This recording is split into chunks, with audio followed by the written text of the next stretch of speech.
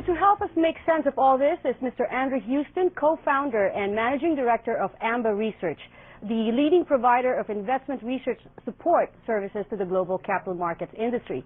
Andrew was also the head of research and Asian chief strategist for Jardine Fleming when the Asian financial crisis hit the region. Andrew, good evening. How are you? Good evening. I'm fine, thank you. Okay, let's just get down to it. I know you're in a hurry.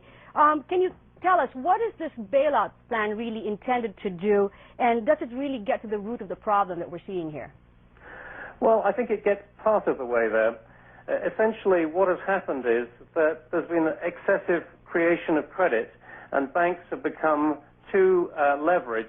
The ratio of the assets that they've been financing with their equity has been, they've financed far too many assets, and as we got towards the end of the cycle, they've started to finance some rather suspect assets.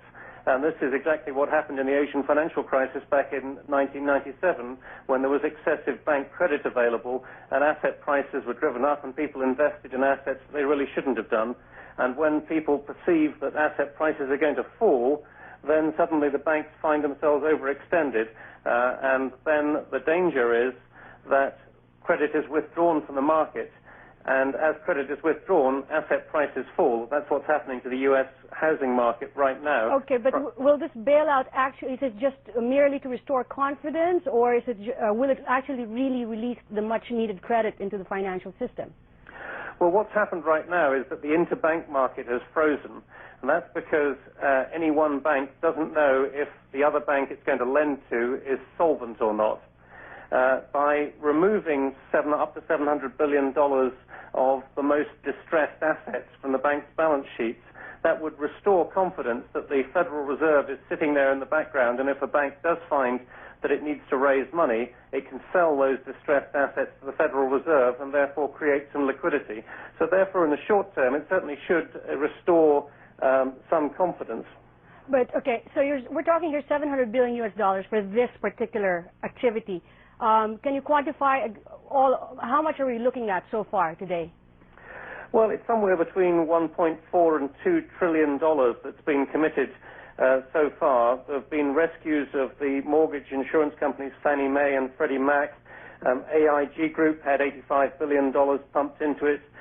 Some loan guarantees have been given out as Bear Stearns and Washington Mutual were taken over.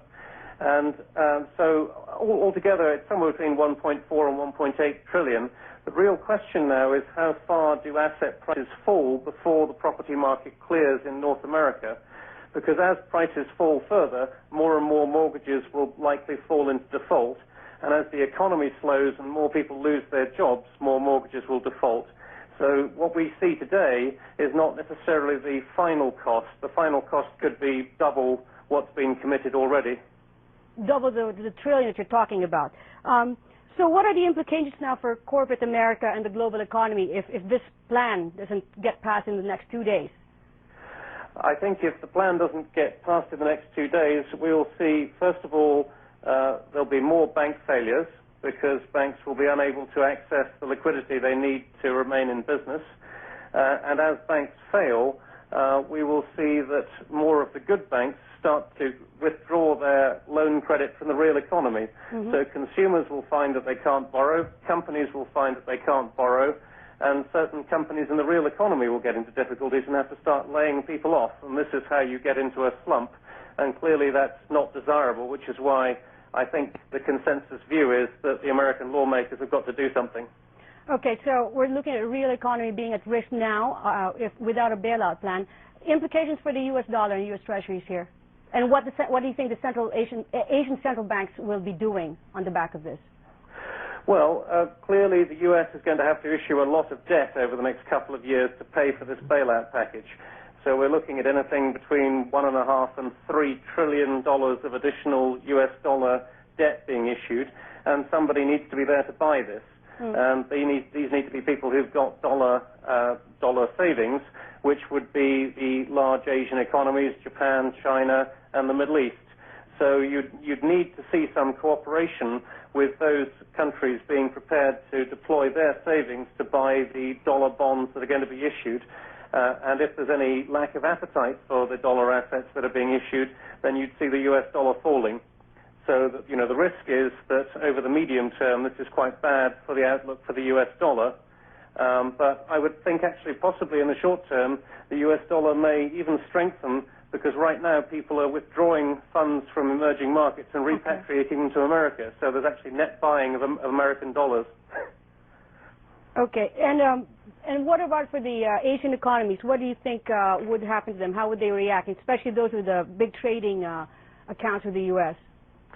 Well, unfortunately, this is not going to be very good for exporters because obviously America is the largest economy in the world and it does suck up quite a lot of exports out of the Asian region. And I'm afraid the American economy is going to enter a period over the next year or two where it's going to be growing rather slowly, and you're not going to find a great deal of growth in consumption going on, and therefore the outlook for exports is going to be quite weak from Asia. Okay, and for the U.S., how long do you think this could possibly last, if, let's say, you compare this to the Asian financial crisis? Well, essentially, the signal for the end of the crisis is when the physical property market bottoms out. In other words, prices have dropped to a level where people who have cash or have the ability to finance find properties attractive to buy. And that typically takes anything from 18 months to 2.5 years. So if we say the crisis started sometime early this year, I think actually the physical property market in America will probably bottom out sometime in 2009. And one hopes, of course, that the stock market starts to anticipate a recovery sometime before the market actually does bottom out. Okay. Well, Andrew, thank you very much, and thanks for joining us this evening. My pleasure. All right. Cheers. And that's Business Tonight. Join us again at 9 tomorrow. I'm Ron Cruz. And I'm Ninfa Bito. For your feedback, email us at businessnightly@abs-cbn.com. Thank you for watching. The World Tonight is